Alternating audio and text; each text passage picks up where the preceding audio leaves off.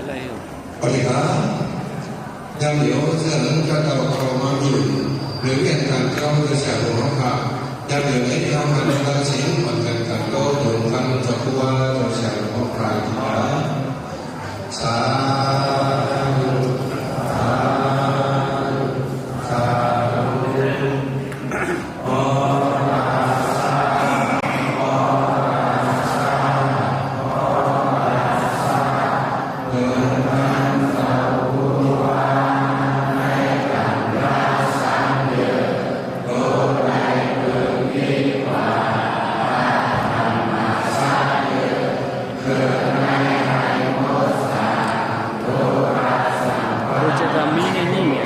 แต่พระทัต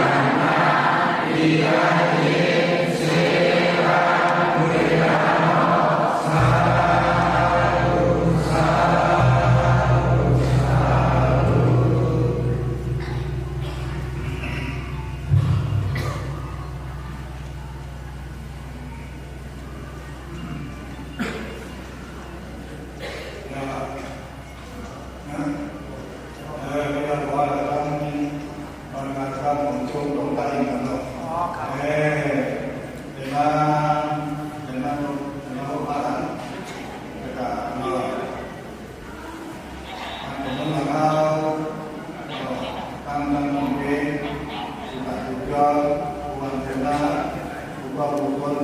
นะเลยมาไม่เห็นว่า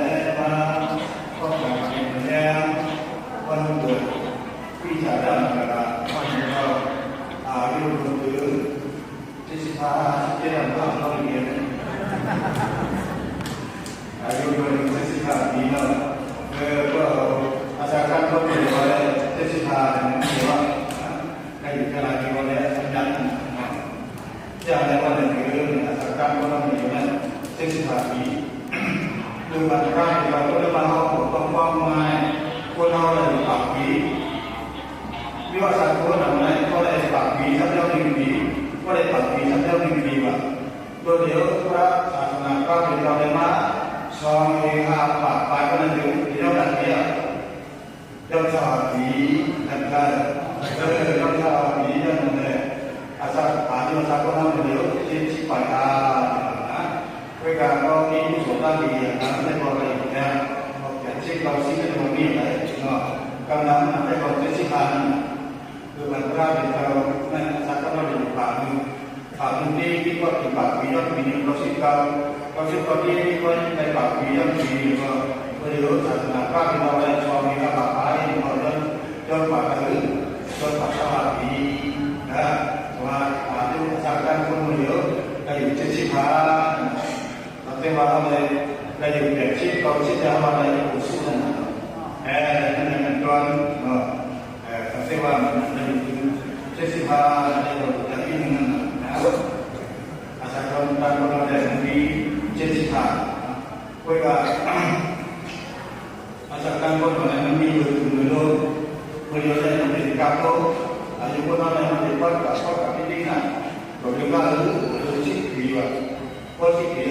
มันดีกว่ามันก็แล้วว่าจะต้องว่าต้องไปเราเราเรียนเป็นหมอเป็นอะไรก็เป็นเยอะกว่าเรื่องว่าในการศาสนาในการพูดถึงเรื่องนี้ศาสนาพระเป็นเราได้พูดถึงเรื่องนี้แล้วสักครู่ที่เราจะเอาเนี่ยมันก็อะไรไม่หนักเราเลยอยู่ที่นั่นเป็นยาเป็นเราสามารถสมบัตินั่นนะมันก็จะสักว่าอะไรป้องกันให้ผู้สูงอายุนี่นั่นนะเราก็อยู่ในกลุ่มนี้เขาที่มาส่วนที่มาทุกส่วนนั้นก็นั่นก็ป้องกันให้ผู้สูงอายุที่ทำขึ้นยาวก็นั่นนะก็ยาวได้เพิ่มต้นใหญ่ขึ้นก็น่าจะได้อยู่10 ปีก็มีตุลาก็ได้อยู่20 ปีก็น่าจะได้อยู่20 ปีก็มีตุลาก็ได้อยู่40 ปีเริ่มเหนียวขึ้นตัวเรื่องก็คือตัวถึงอาชังขียามันบอกว่านั่งอะไรอาศัยของได้ก็คือเนี่ยตัวมันนะอะไรที่นั่นเสียได้สักนิดกว่าตัวเกินอาศัยการคนเรามันมีเกินไม่รู้มันนะกว่าถึงอาชังขียาได้สักนิดโน้เกินเนาะตัวเรื่องก็คือตัวเรื่องเชียนอาศัยคนได้อยู่เชียนปีจะบริเวณที่ยากพระเป็นเราก็นึกไปคว้าแย่นะมันเป็นง่ายๆเนาะตัวเรื่องอาศัยคนเราเป็นก็เรื่องนี้อะไรโดย10 ปีก็10 ปีเอาถ้าเด็กขึ้นยาวขึ้นดีตัวเรื่องอาชังขียาอาศัยของได้ก็คือก็มานะตัวอยู่ที่อาชังขียาเสียถ้าขึ้นก็เรื่องขึ้นตัวเรื่องเชียนปีอันเขาว่าเสียดกับก็มองจะบริเวณที่ยามันคงจะไปป้องมานี่นะก็จะบริเวณที่ยาได้ง่ายๆตัวเดียวศาสนาพระเป็นเราก็ต้องเอาที่มีศาสนาพระที่มีอยู่มันบอกว่าพระที่มีอยู่นั่นนะพระเป็นบริเวณที่ยาเราไม่ได้พระได้ก็นั่นหรือพระเป็นคนที่มาบอกองค์ปัจจัยสีบ้าเป็นอะไรถูกไหมเขาเปิดบริเวณที่ยาด้วยกันไม่เอาเนี่ยเราเปิดเดือนหนักยาวก็หรือสังเกตว่าเขาได้พูดโดยทุกข์เขาจะเรียนได้แล้วศาสนาเราพุทธบ้านในก็เยอะแต่เขาตึ้งไรเลยนะศาสนาที่คืนกลางวันก็รู้เนาะต้องคืนกลางวันไว้ศาสนาพระเป็นที่มีอยู่ศาสนาพระเป็นที่มีอยู่อันวันไหน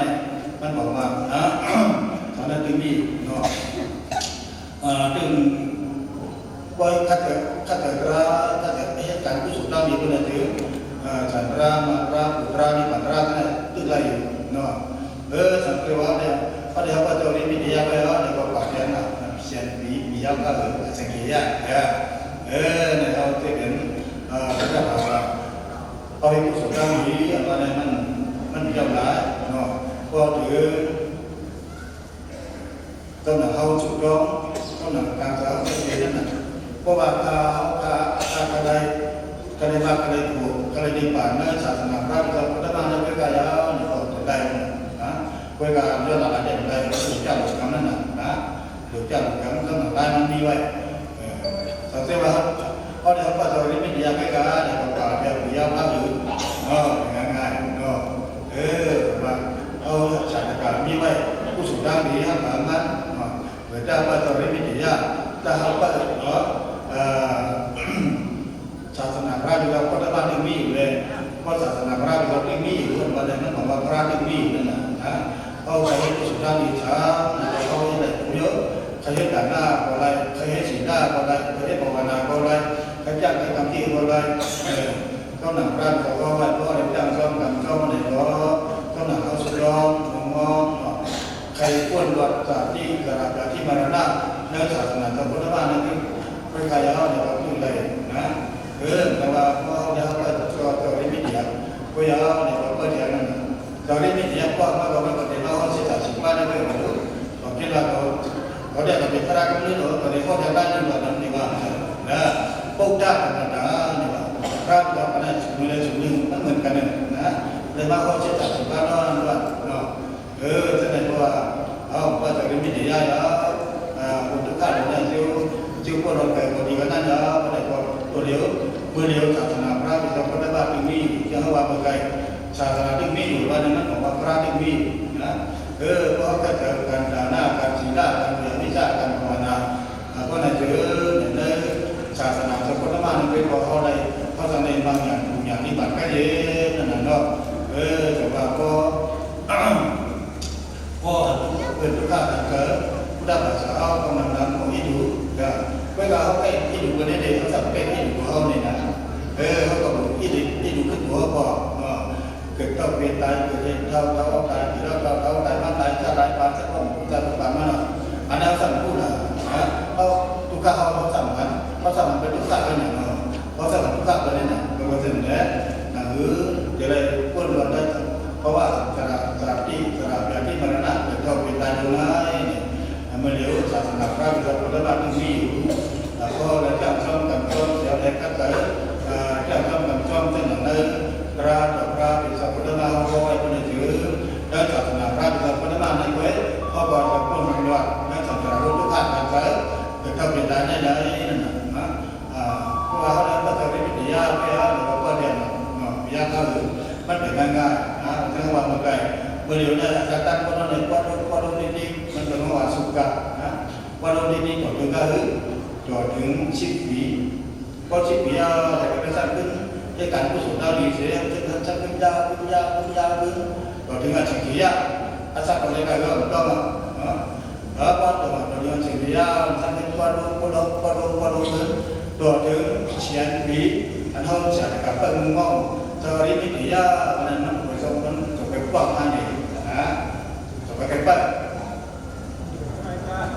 นะว่าอะไรกันนั่นเพราะว่าเขาไปในบางอย่างดูอย่างนี้บางกันเยอะทั้งอะไรเขาไปวัดสำคัญวัดทุกท่าเกิดเท่าเป็นการไม่วันนี้ก่อนวันเดียวศาสนาพระมีเราพุทธบ้านเขาจึงมีอยู่ลงได้จากได้กับมันก็จึงมีอยู่คนพ่อเดียร์ได้นั้นก็จึงมีนะมันดูซ้ำมันดูซ้ำนี่เขามีแต่ถูกเขามีแต่เคยเว้ยนะด้านเช่นนี้เป็นตั้งฝันไม่ในข้อห้องป่าชอบเราต้องดูว่าของเรานี่ป่าได้ท่านเราโค้ไว้ไปนอนได้ท่านป่าได้ไปนั้นไปกับห้องชอบในป่าของว่าเป็นคนนี้ป่าข้าเย็นเราเราแต่ตัวเป็นตาเนี่ยเขาบอกเพื่อนได้นะยังไม่เสร็จเลยเมื่อเขาศาสนามาตัวตรงนี้ศาสนาพระพุทธธรรมนั่นเพราะว่าตัวตรงนี้ศาสนาพระพุทธธรรมนั่นที่ว่าเมื่อไงถ้าเขาในนั้นตัวตรงนี้พระพุทธธรรมนะจะเป็นสิ่งไหนก็ได้เป็นสิ่งว่าพอใครออกล้วนได้ศาสนาบนทุกการการเกิดเข้าเป็นตาดูไหนก็ได้ถือเอาในเจ้าในการในขั้นตอนสุดท้ายนี้การด่าหน้าการศีลการเรียนวิชาการภาวนาเห็นว่าเป็นคนที่ถือในศาสนาพระมีเราพุทธมาในเวทเขาบอกว่าเราได้บางอย่างบางอย่างที่ผ่านกันเยอะเสียเพราะว่าถ้าคนออกต้นเราได้เลยจากที่กระดาษจากที่มรณะเป็นก็เป็นตายมันได้อยู่นี่นั่นน่ะเนาะให้กันตั้งหนังดื่มกันตั้งใจกันเนาะเ เขาเป็นเจ้าพระพุทธราชานะเขาบอกให้การผู้สุดดังดีผู้สุดดังดีได้กำลังทำได้ให้ถูกก็เขาบอกในมอยอนสู้นะมอยอนสู้ว่าอะไรเป็นจันทร์อะไรเป็นวันอะไรเป็นชางได้เหมือนได้ว่าเขาใครเท่าแก่ใครเกิดแก่ใครเท่าแก่ใครเกิดแก่ใครตายแก่เนี่ยมันทั้งยอดอะไรไปสิ่งดีนั้นนะก็เลยเขาตัดสิ่งต้องเหตุตัดสิ่งย่างเสียเขาได้มาให้ผู้สูงด้านนี้เนี่ยก็จะได้ยอดเขาอันเขาก็ได้ขอได้ถืออันเขาก็ได้ผู้หัดได้หารอันเขาก็ได้ชิดถือด้วยความนั้นเนาะบางอย่างมันได้เป็นเฮ่บางอย่างมันได้เป็นเฮ่นิพพานมันได้เป็นเฮ่เนี่ยเขาก็ได้ชิดถือมันเขาก็ได้หัดชินาการนั้นออกมาให้ผู้สูงด้านนี้เยอะเลยสิ่งบางพระบิดาชีวงปัจจัยที่เกิดเวรยาเขายอดสุนิปัจเวรยังผู้สูงด้านนี้เลยนะยอดสุภาพดีเลยยอดสุภาพก็เลยยอดสุภาพสารในพระจักรพรรดิพระจักรพรรดิเด็กก็ใจยอดสุนิปัจที่มาที่เดียวเลยนิพพานมันมันมีนามีตัววิจารณ์เท่านะเพื่อการก็มีตัววิจารณ์ว่านั่นจะหิ้งกันละจะหิ้งมีอะไรสามัญมีที่เป็นไม่ได้มีลาลาเห็นแต่วีโมมีราชานั่นนะอายาสาอันรอดเสียลองกระทำเป็นตาเนี่ยอายาสาคันมินขัดเย็นอันนั้นเด้มันก็มีเตนะอันนั้นเขาสัตย์การเขาเลยทำซาด้วยช่างสามมือช่างสามมือมีช่างสามมือช้าวันนั้นเขาตัวแม่เขาเลยตัวบ้านหนังไหนเขาเลยชิดถือเป็นหนังไหนนะตัวแม่มันก็ผู้ช้าจันทร์ก็เป็นคนจันทร์ก็เป็นคนจันทร์หน้าก็เป็นคนพอให้การผู้สูงก็เป็นคนเพื่อนก็ให้การผู้สูงเสียให้การผู้สูงการเดินการมาในวันสัปดาห์สัปดาห์เป็นชาติเป็นช่างเหตุก็สำหรับมันเพราะว่าคนเราเนี่ยมันเปลี่ยนเพราะว่าเขาไม่อยู่ในเส้นตั้งคืนกาเขาไม่อยู่ในแต่ว่าเป็นเข่งเป็นช่างเป็นเพื่อนเขามีทับกาใครเป็นด้านเหนือก็ได้ใครโลดด้านเหนือก็ได้แต่ก็ใครเป็นด้านเหนือเนี่ยก็เลยเนาะขึ้นชอบก็เลยนั่งนานๆก็เลยบางอาจแต่เกินแต่พอเขาขึ้นชอบก็เลยนั่งด้วยจริงเขาเลยวัดเมืองผีจิมยาที่ปัตตานีพระพุทธเจ้าเสด็จพระท่านจอมจะเสียให้กับข้าผู้สูงผู้เจริญพระจริงพระสมสัตย์ในโลกทั้งไปนั่นเนาะยังเป็นสิ่งนั้นเพราะว่าก็เดินตะการยิ่งใจยิ่งนั้นก็เดินไปสิ่งว่าสภาวะต่างสิ่งว่าพอเขาที่อยู่เขาพอหักตัวเขาพอเขาเนาะไม่กล้ากันตัวเขาเนี่ยสิเลยคือมันเด็กชุมาดาจากคนนั้นเขาอยู่ในขั้นสารเนาะการกุศลด้านนี้การด่านหน้าการศีลการเบียดเบียนการสมัครการวิปัสสนาการกุศลด้านนี้ก็ได้เขาอยู่ในแค่นี้เนาะเบื้องผีดีเนี่ยบางอย่างบางอย่างนี่ปัจจัยเองมันเป็นที่เบื้องเหตุการณ์ที่เขาอยู่เว้ยมันเป็นที่เบื้องเหตุการณ์เกิดการได้เขาอยู่เนาะแต่บางสิ่งใดอะไรว่าถึงเบื้องผีดีเนี่ยสิ่งก้าอะไรว่าถึงนิพพานก็ได้ที่มีอยู่นี่นะที่ยังได้เท่าเป็นไรนะก็ได้ถึงผู้สูงด้านผีได้เขาได้นำนะเขาได้กระดูกบ้านนะว่าในบ้านนะผู้สูงด้านผีได้นำการดีกันนั่นเนี่ยภาคผู้สูงการเมืองการมานั้นเกี่ยวกับดีกันนั่นสิ่งที่นั่นนะเรื่องก่อนนำการดีกันนั่นยกการตั้งเป็นให้นำการดีกันนั่นจะรู้ยกการตั้งเป็นให้ท่านเกี่ยวกับดีกันนั่นพวกพิจารณาแค่นี้มันเหมือนไหนอ่ะว่าเอาใครว่ากระถือมือเบื้องผีดียาวมันถือก็เลยขั้นตอนการมีการยากการด่าหน้าอุชาตาการฉีดหน้ากับฉีดหน้าฉีดเปียกับฉีดชีพการสมาธิเอาสมาธิใจนิ่ง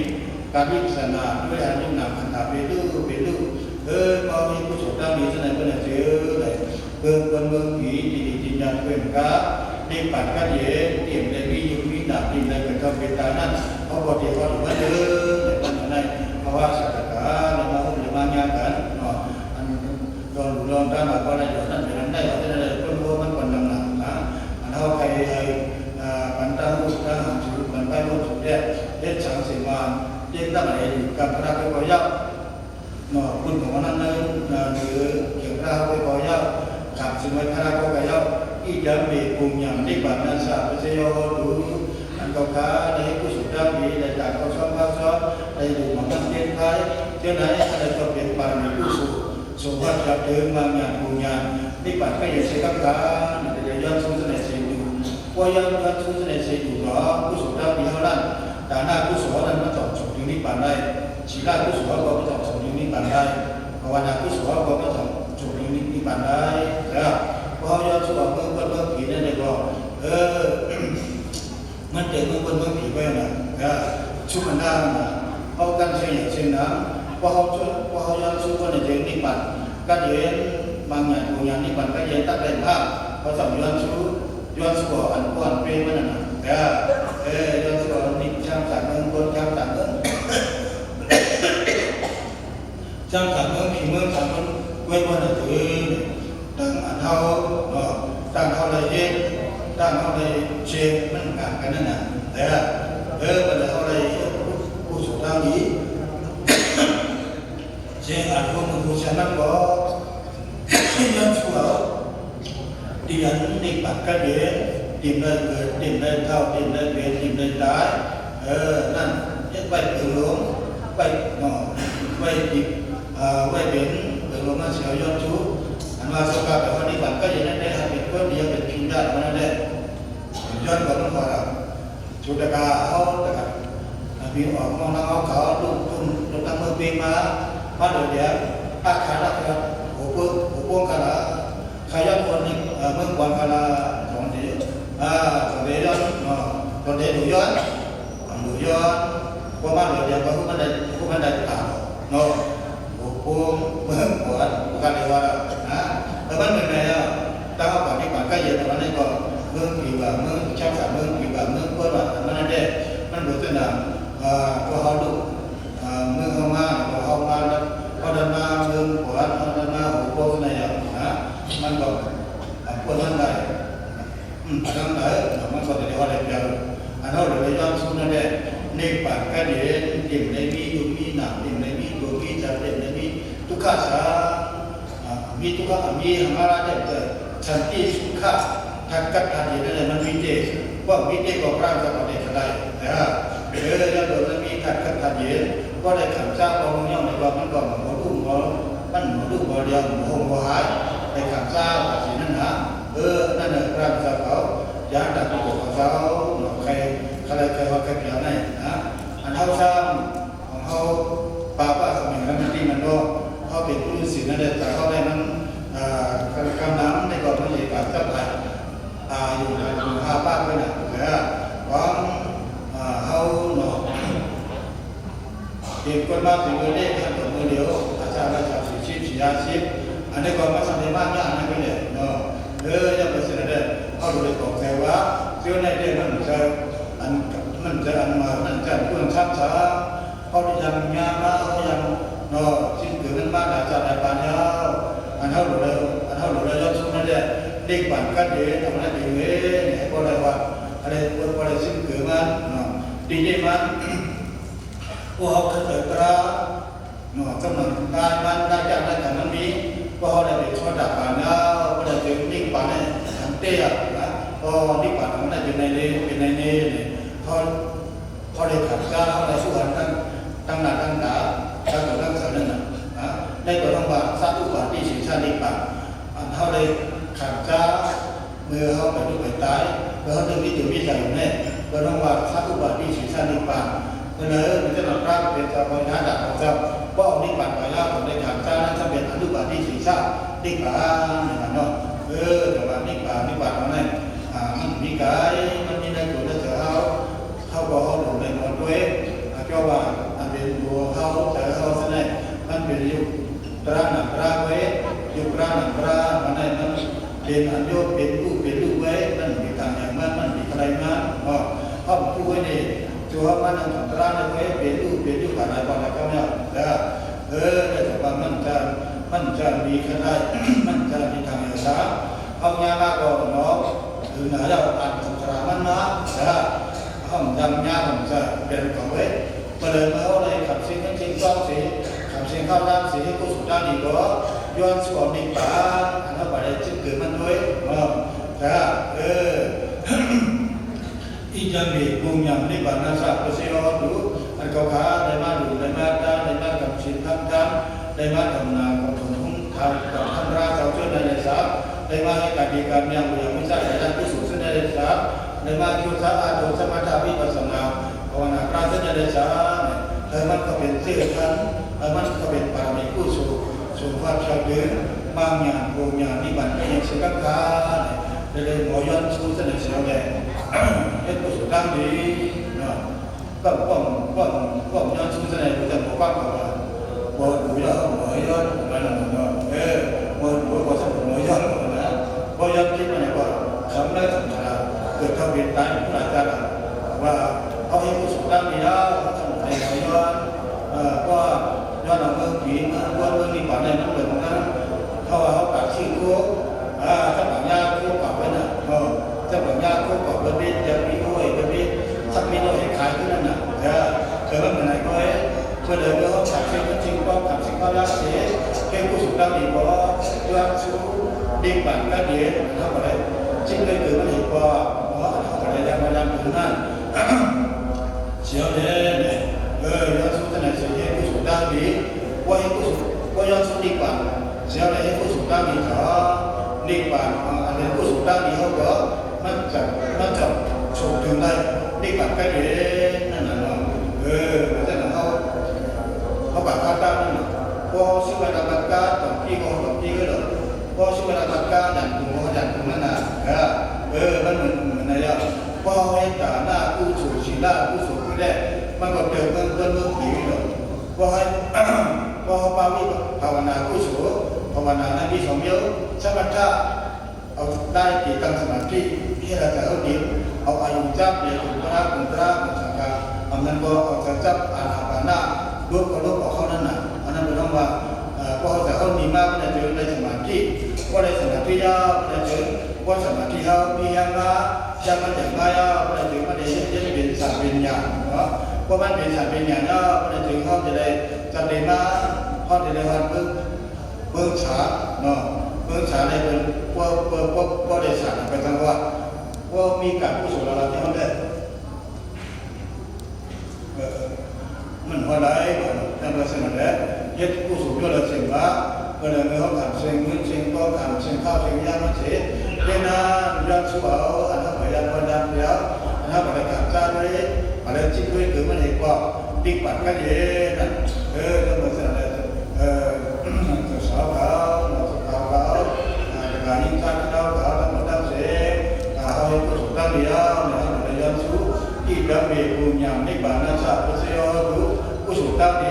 อะไรมาให้ในมาศาสนาอะไรก็เป็นบารมีผู้สูงสุภาพยาวถึงบางอย่างปุญญานิบาตก็ยังเสกขาในย้อนสู้สนาเสกจงการอะไรว่าถึงนิบาตก็ยังได้กว่าในวันเสกเพียงแค่อันเดียวกาเวนาก็เกี่ยวกับมหามรดานี้ดังสิ่งที่ผมจะนั่งเสียอะไรอยู่โดยตัวใจชนเมืองก็ยังเชื่อสาอะไรจะให้ทางของการเล่าดีการเล่าพุทธะและให้ทางบอกการดานาการศีลการวิริยวิชาการภาวนาอะไรจะทำนับกับแผนศาสนาพระเป็นเจ้าในบาปวิยาข้าพเจ้าและเสียว่าถึงบางอย่างโบญางนิบานกันเย็นเยี่ยมได้เกิดเข้าเป็นใจนั้นกันขันข้าก็สิขามันกูเจ้ากูบ้ากูก็กูก้นกูกุนกูนากูยิงกูใจกูจริงกูนาเสียกันเลยดา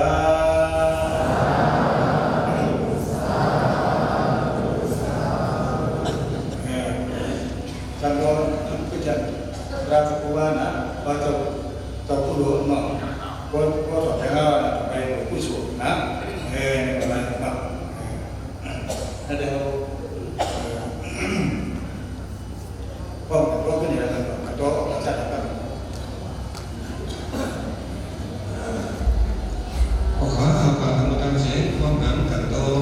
เจตนาเนี่ยเจ้าสามปาอย่างต้องมาตั้งเสียงเสียงดีนะสาธุสาธุสาธุโอกาสาโอกาสาโอกาสาเจตนาเนี่ยเจ้าสามปา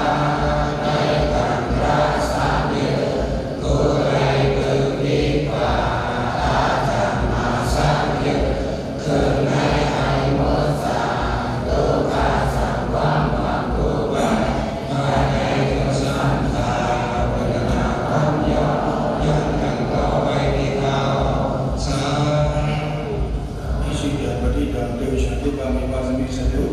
ภิวาทนาสิริสันติสังฆุดาปจายโนสัดดารโร